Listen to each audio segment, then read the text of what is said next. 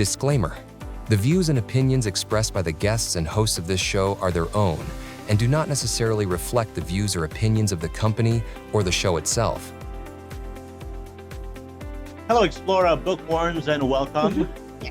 This is Red, and today we sit down with an author with our exciting, exciting new segment here on Explora called Road to London. And our today's guest, she will be heading to the London International Book Fair, which will be happening this coming March 10 to 12. Of course, that's 2026. And she won't be just, showcasing her book, but she will be also signing copies live at the Explora's booth. This will give readers the chance to meet and the minds pretty much behind the stories of the book that we're going to be talking about today. Now, Explora is incredibly proud as well to be part of this prestigious event. And of course, as we all know, this is happening right in the heart of the international publishing scene. So we invite everyone to stop by, connect with our authors, and explore the worlds created by our Explora books. And our today's guest, of course, that's going to be Miss Claudette McLennon. And she is the author of the book, Sins of the Parents. But before we move to the book, Claudette, I would just probably let's try to do a little bit of introduction here. And I'm pretty sure some of the audience may have or may have not heard about you yet, but tell us a little bit, about yourself. Okay. Well, thank you so much for your welcome. Thank you for the chance to speak to a wider audience. I was born in Jamaica, in the West Indies, and I migrated like 40 years ago. I worked as a teacher, a social worker, and I retired. I took early retirement at the height of COVID. And I decided, well, no time like the present to start my lifelong dream of writing. And initially I did a book of poetry. That was 2015. But I never attempted a novel. And I just said, well, this is my chance. I have the time. I'm not working anymore. I'm not on the clock. So let's go. So I started this novel, and with some anxiety, some fear, and but I started, and then I thought, what are you doing? You are crazy. Who will read this? But encouragement from friends, I finished it and was very, very satisfied with it. So that's me in a nutshell. Yes. Well, thank you for sharing your wonderful story as well, or let's just say a summary of your life, Claudette. Yeah, it's really part of the process. Sometimes we get a lot of obstacles that we need to go through. Just for us to be able to achieve what we need, or what we wanted. Same goes in the writing industry. It happens. You might encounter a specific individual who will probably discourage you to finish the book, but it's good that you decided to continue in writing Sins of the Parents, because this is a very interesting book, by the way, because this is a story of a woman, right, who lost her mother at birth, right, and she was raised Right. by a harsh grandma, and then she grew up without knowing either parent, the parent, because her father somehow left when she was 2. Wow. I mean, it's a very interesting story, and probably I would like you to share that to our audiences, in a minute. But for now, my very first question here for you is, what inspired you to write Scenes of the Parents? When I decided I wanted to write, I wanted something that would be gripping. I wanted something that would hold anyone's focus. I wanted a title that no matter what, you're going to remember it, whether you read it or not, and for it to more or less plague your mind. So I wanted something that was catchy, or it would catch and sustain your interest. And I think I have done that because of all the calls I get from bookstores and people who say they're agents and all that until today. So I had heard something, not exactly this, and I said that would be interesting. I could do something along the vein of what I heard. And I don't know if it's true. This is purely fiction. I do not know anyone it happened to or anything like that. It is fiction, but the germ of the idea came from somebody who said they heard something. So that's what happened. And I just, expanded on it. And it turned out to be what it is now. Well, thank you for sharing that to us, Claudette. I was about to ask you that, actually, whether this particular novel of yours came from let's just say, Marlene, one of the character here, right? I was wondering already, as I am reading the book, if it's coming directly from, or if this is like your life story, personal experience, or somebody else's, sort of like experience. So mainly this particular book of yours came from a story that you heard from another individual. Yeah, Sort of it's like, just somebody said, "Oh, I heard this happen." And I just sat down and I thought about um, what would a young girl think? What would be her thought process at this time?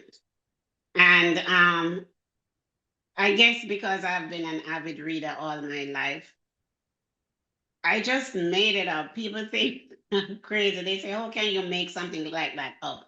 But I do have quite the imagination. So hmm, I heard one thing, just one idea, and I'm like, maybe I could use this because I was thinking to write a book, and I'm like, what on earth am I going to write about? Now I don't have that problem. I can just, the ideas come now. But before that initial book, it was, I had to give it some deep thought, and I had to concentrate, and I had to, be very specific and be detailed about what I was doing. Because I figured that if I did a very good book, an excellent book, then that would set the tone for the rest of what I plan to do. So that's that. well, thank you for sharing that to us again. But I was just wondering, do you have a mentor, like someone maybe taught you how to write a book like this? Because I've noticed as well that you have some other books, not just this one that we're talking about today, but you have some other books as well that you already published. And writing a novel like this from from the scratch, and not having any kind of let's just say a specific basis or life experiences for this character, it that must be very difficult. you know. So I was thinking maybe you have a, someone that helped you out with this, or maybe a mentor that helped you in your writing career. No, not really. What I do, like I said, when I was very young, I was a prolific reader. I read every and anything. Mm, Historical fiction to modern day fiction. I loved spy novels. And as a little girl, I used to read the war comics. I don't know who can remember the comics, but I used to read those. So I just think it's my enthusiasm. It's something I want to do. It's something I've always wanted to do. From I was in high school, I wanted to. And I tried to explain to my friends. I said, they asked me, how is it you are writing and you're writing like straight? Because I've actually done 6 books. And I say to them, I've written all those books in my head from I was in high school. So wow. I get the chance to put them on paper. And so I'm not bragging, but I don't have a problem with coming up with a storyline. I really don't. To me, the world is just there. It's big and it's open. You can make a story out of anything. And I've always done that when I did essays. I just wanted maybe one sentence or one line, and I would go. Wow. And You're I just definitely, never want to lose that ability. wow. You're absolutely Yeah. a storyteller, Claudette. Well, that must be very exciting as well Mhm. for our viewers right now. And guys, if again you are planning to visit Claudette's booth in this upcoming London Book Fair 2026, please stop by. And I'm pretty sure she's going to be able to share some other interesting, wonderful, exciting stories as well. Not just about scenes of the parents that we're talking about today. There's also some other books that she can share, to all of you guys. All right. And by the way, before we also dig into this particular book, Scenes of the Parents, I would like to ask Claudette, do you have any social media accounts or social media platforms, a website maybe where they can connect and purchase the book?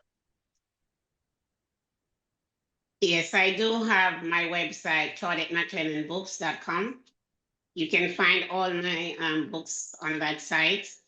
I do have an Instagram account as well. So I post things on there, and also Facebook to a lesser extent, and a messenger. So periodically when my books come out, I will post them, the names and where they can find them. Um, the books are available, and it's also, I am excited about that Sins of the Parents is audio. You can get it, Oh, for wow. some people who don't have the time or prefer to listen. Right. That is also out. It's available on Apple, Kindle, you name it. It's there available for that person to access to get it. I think it's about 4 hours long, you know. So, but it's exciting, like I said. But I have other books, not yet on audio, but Let Go, that's my second novel. And I have Full Circle, that's book number 3. And it's a twin. It's the Full Circle and then the Return. So it's book 1 and book 2. Wow, you definitely have a lot of books like that. I mean, I checked your website as you were, sharing that to our viewers. Wow, you got a nice looking website right here, and I'm pretty sure that Yeah. our audiences will definitely gonna enjoy checking your website as well. And again, just like Claudette mentioned, the book that we're talking about today, Sins of the Parents, it's also available in audio version which is available in Spotify, Apple Books, something like that, right, Claudette? Yes, Google Books. yes, that's right. Wow. Okay. Mhm. Well, those are the I major don't remember all the platforms. sites, but It's yes, all right. It's all all the right. major, yes, yeah. Yeah. But anyway, going back with this book, Scenes of the Pairs, one thing I wanted to ask is that how did you develop a, Australia's character and her cruelty towards Marlene? Um, I just needed a storyline. I needed a hook in it, and Mm, I needed contrast. And what I mean by that, normally grandparents spoil their grandchildren. yeah. They will cover for them, they'll do, and they pet and cajole and all of that. So Right. I had to get the contrast. I needed the conflict most of all to be really palpable. I needed that. I needed it to be strong. And I just said, rather than make her a nice person, why not put her at the opposite spectrum? Yep. Not nice, somebody who is strict and rigid, So that's why I just said, let me put it because I am thinking then the book would not be such a hook to people who have read it if she had been nice and docile. So I needed the conflict and I needed the opposite of what a grandparent would be. Because most grandparents I know, oh my goodness, they spoil their grandchildren rotten. But not Estrella. She was just a different person. So I had to do the contrast. Right. We did it. Well, I think that that's definitely a very creative way of, um, finishing or basically creating this, particular novel. That's the challenging part of a writer or an author. Making sure that the readers will be, you can keep the readers engaged, and of course, let them flip those pages more. So yeah, I think you did the right, setup right there for that. Yeah. But I Yeah. would like to, um, also ask that Marlene, right, survives through the kindness of strangers and friends, right? So, how important do you think? Like, how important is community as a team in this book? Okay. If you look at the world, it's not totally bad. Everybody is not bad, but everybody is not good. And so, therefore, again, I had to use the contrast. I couldn't let her grow up being bitter, very bitter, and not knowing kindness. So that's why I had the class teacher, Miss Cameron, who was very kind to her. You had Miss Myrtle, who was kind to her, another lady who knew about how she was treated. And there were other people who would call to her in the mornings when she was going to school and offer her some fruit or something, whether it's a mango or something or a naseberry as she go along just to. So I had to balance it. The relationship with her grandmother was too acidic, and I didn't want to scar her permanently. I needed her to see the contrast between grandma and somebody else. And that way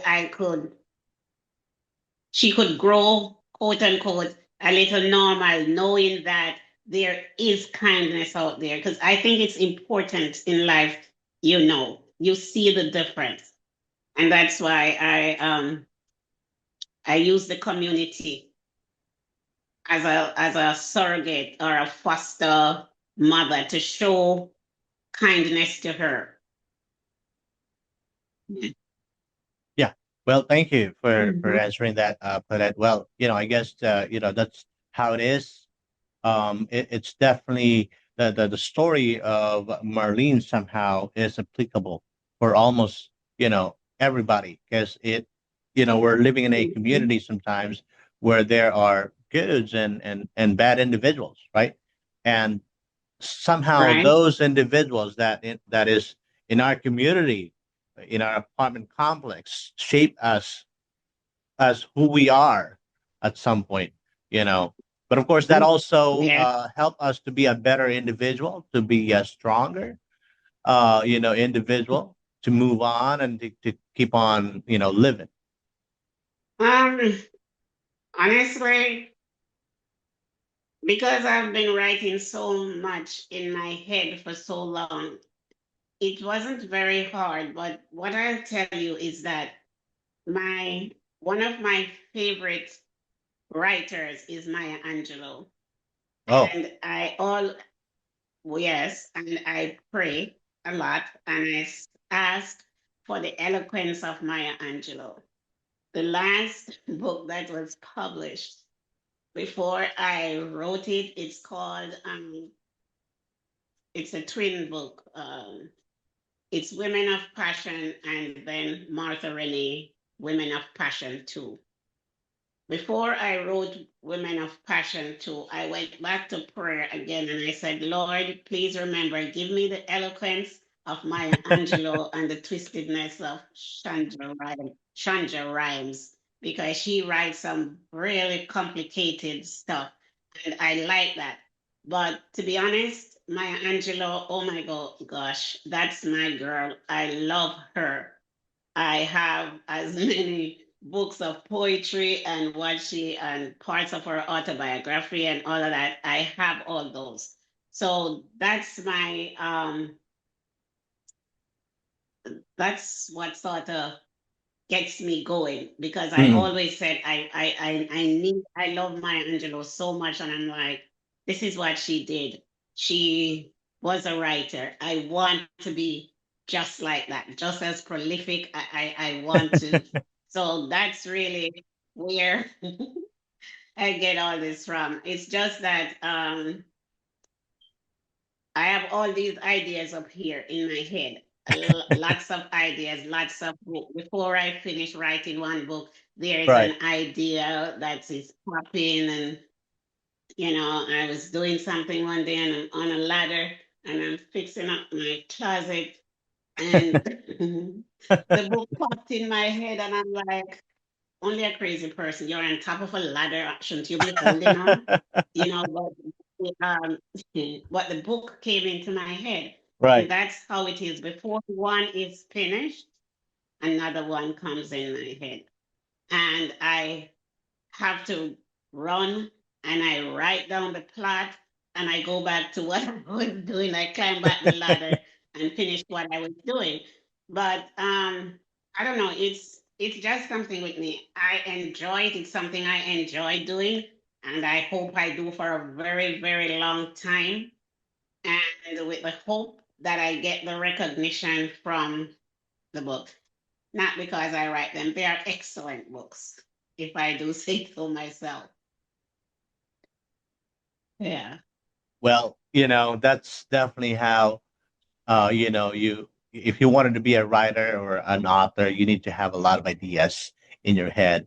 And reading books really can help a lot to improve our skills, to improve our storyline. That gives us a lot of let's just say, yeah, you can come up with different kind of scenes, different kind of characters, because it influences with whatever kind of book you're reading. That helps you to be more creative at the same time as you are writing your own book.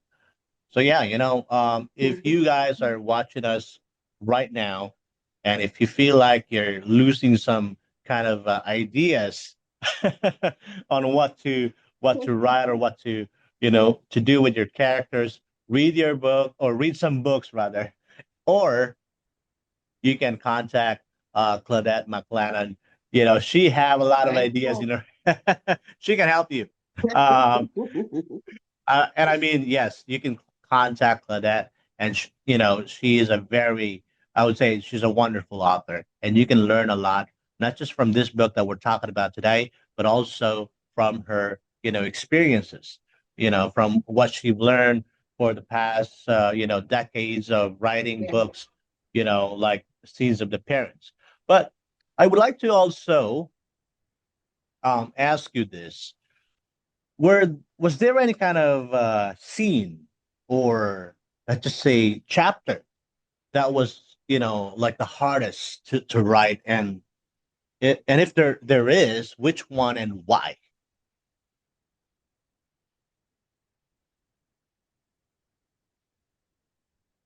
Um, I'm gonna say the last chapter. The last chapter was difficult. Because I had conflict as to how to end the book. So it was warring. Should I, shouldn't I? Should I, shouldn't I? So I don't want to give away the ending of the book, but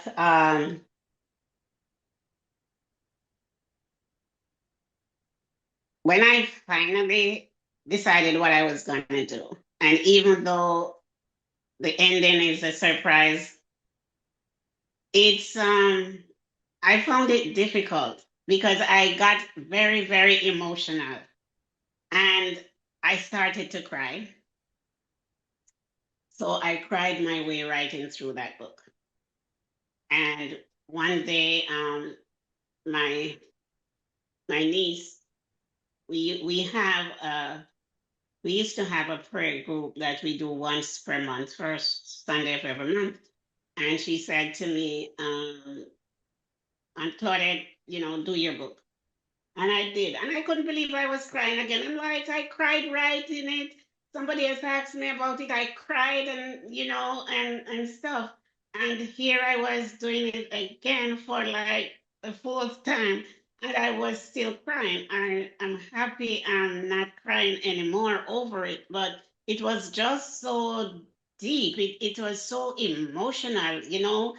It got to my sensitive side so much. And it was really very, very distressing when, you know, she was talking to her husband and, you know, and what she said she saw, and she saw the angels and all of that. So it was really, really touching to me. And I cried writing it, and when I was typing it, I cried again. And somebody else asked me, and I cried again. And I had to do it, and I cried. And I'm like, what's it with you and this book? You know, you wrote it for heaven's sake. Stop crying, you know, but it's really very emotional. It was emotional for me, you know, so yes, Well, you know, thank you for that was the sharing that hard to us. chapter I had to do. Mhm. Well, there's always, you know, a situation like that for every writer or author that we get to talk to, or I get to talk to, because, you know, it's normal. You know, writing a fiction or a nonfiction book, you know, it's always difficult. I've been trying to write my own story for, I would say, almost a decade now.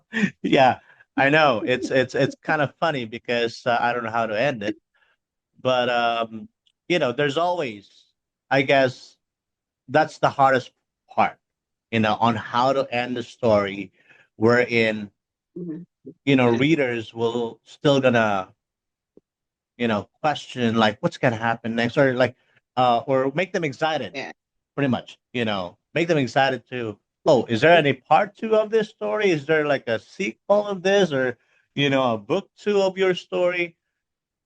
I want to end it that way, I but yeah, but it's sort of like a challenging part for me on how to end it. I mean, I'm not that old, so what else should I say? Um, is my story is end at 45? I mean, of course, that's a something that, you know, really gives me some sort of like a headache at some point. But I guess my very last question here for you, Claudette, is what do you hope readers take away from Marlene's life and choices? That you can never give up. There's always tomorrow. Cliched though it is, there is always tomorrow, and there is always a glimmer of hope. There's always a candle. It might not be the lantern, and it might not be 100-watt bulb, but there's always just that little glimmer, that glimmer of light that symbolizes hope. And I'm glad she saw that because she thought to herself, I can become a teacher. And she's working hard at school to get that scholarship so she could go away to high school and go to be trained as a teacher. So she had that hope, that glimmer of hope. That's what I want people to realize. And also to know, use your past as a guide. Don't carry it with you. Sometimes you hold yourself back when you hold on to too much of the hurt. At some point, you have to let it go. That way, you give yourself permission to see something else. And what I want people to know is that she reached a point where she forgave her grandmother. And I think that's when she started to grow. That was her elevation. She forgave her grandmother. And when her grandmother had the stroke and she went to look for her, and she said for the first time, it's like she saw her grandmother, even though she grew up with her. And she said grandma was pretty, but in her mind as a child, she was a dragon because of how mean she was to her. But she was able to see her as a person for the first time. And she's like, what? Grandma crying? I know I'm good. I don't have that much imagination to imagine my grandmother crying. And she also had a sense of humor. But you have to forgive. You have to forgive so that you can move on. And that's what I want people to take away, that despite all that, there is hope, and always forgive. Yeah.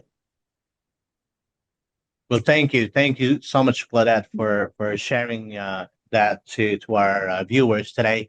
Uh, but probably what's gonna be, or let's just say, what's next with Claudette? Aside from you are going to London Book Fair 2026 this coming March. What's next that you're? Do you have any other projects that you're working on right now aside from this book that we're talking about today? Oh, yes. Um, I think I have 3 manuscripts that's ready. I Oh, didn't type them. mm, What I do, I like to write them out. So I have like 3 stories already that's completely written. Um, the last book I finished was about autumn. It's not the season, but her name is Autumn. Where is ah, Autumn? I interesting. think that's the title I'm giving it. Yeah. But while I was writing Autumn, an idea came to me. So although Autumn is book 1 and book 2, I had to stop after I finished Autumn so I could start the second book. And when I finish that one, I'll get back to book 2 and do Autumn 2. Yes. Wow. So that's what I'm doing. I'm gonna keep writing. As long as the ideas flow, I will put them to paper. And I can always keep them. And maybe this year I'll do maybe 2 children's book. I wanna do that. Well, there you go, Yeah. guys. If you Mm. are, you know, planning to check more of Claudette's book, you may visit her website. which will be flashing your screen today. And you can also check her on our socials, like you have Facebook, right, and Instagram. You can we'll Instagram. be putting that as well down in your screen if you can see that right now. Just check it out. Now, if you are planning to visit or to be at the London Book Fair 2026, well, make sure to stop by and check Claudette's book because she will be doing a book signing right there.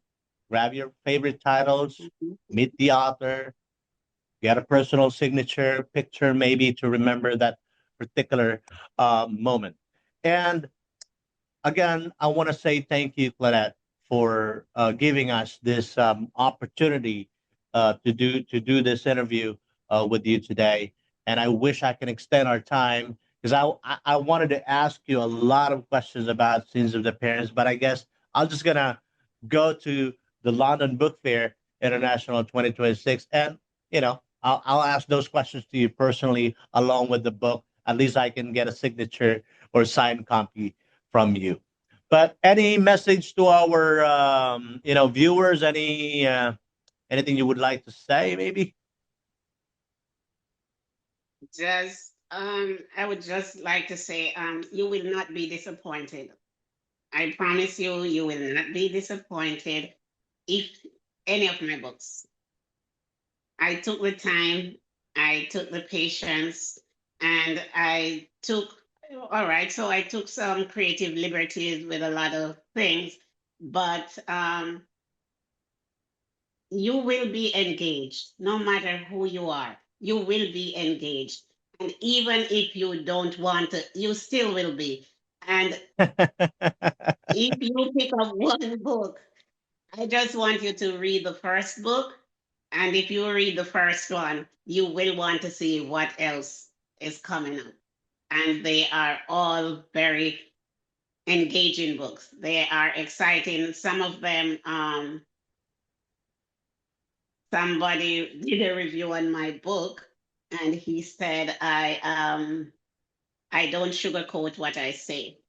I don't use a lot of euphemisms. I don't sugarcoat things. I go at it.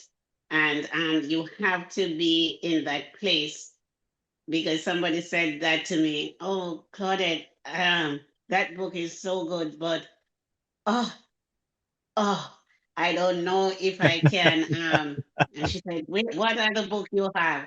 And I said that. She said, is it good? I said, yes, it is rough. I said, that's the way I write.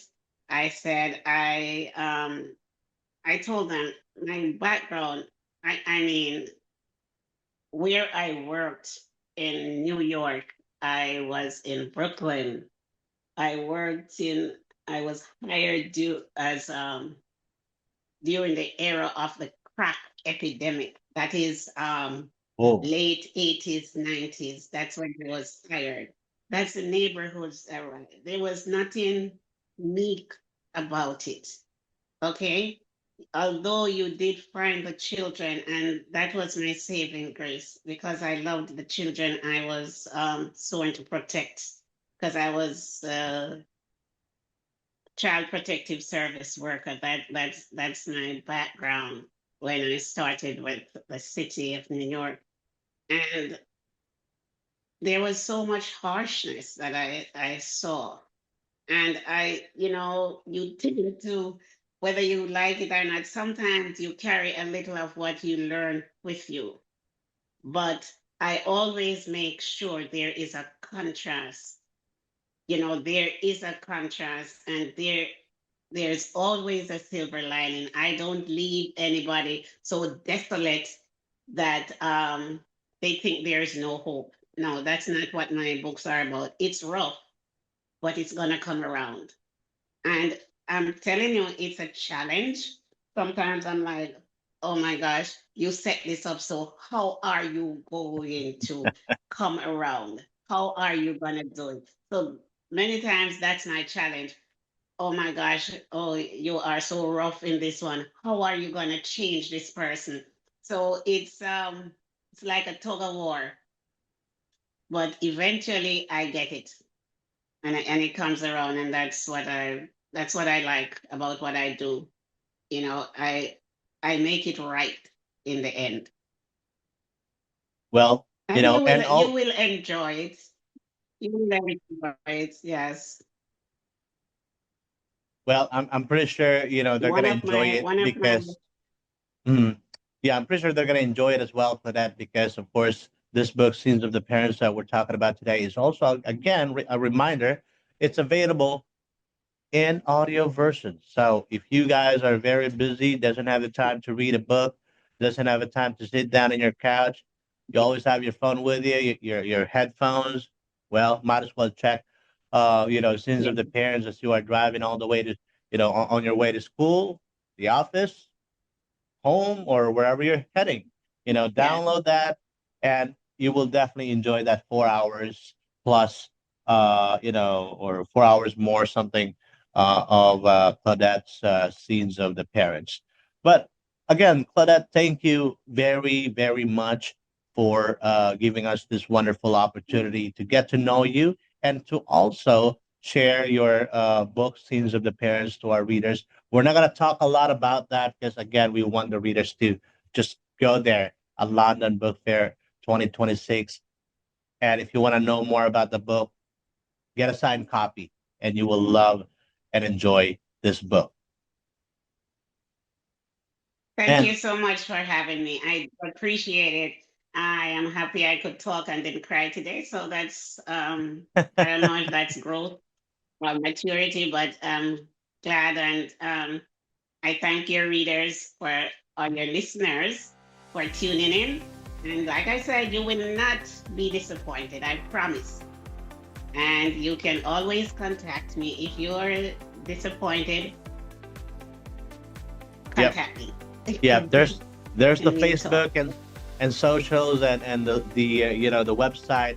You can just check that out. Okay. Yes. And by the way, Okay. again, until next time, for everyone, keep reading, keep exploring, and keep discovering books that can possibly move you. All right. And again, don't forget to follow us on YouTube, Facebook, and Instagram, or visit our website, explorabooks.com. Till next time, goodbye.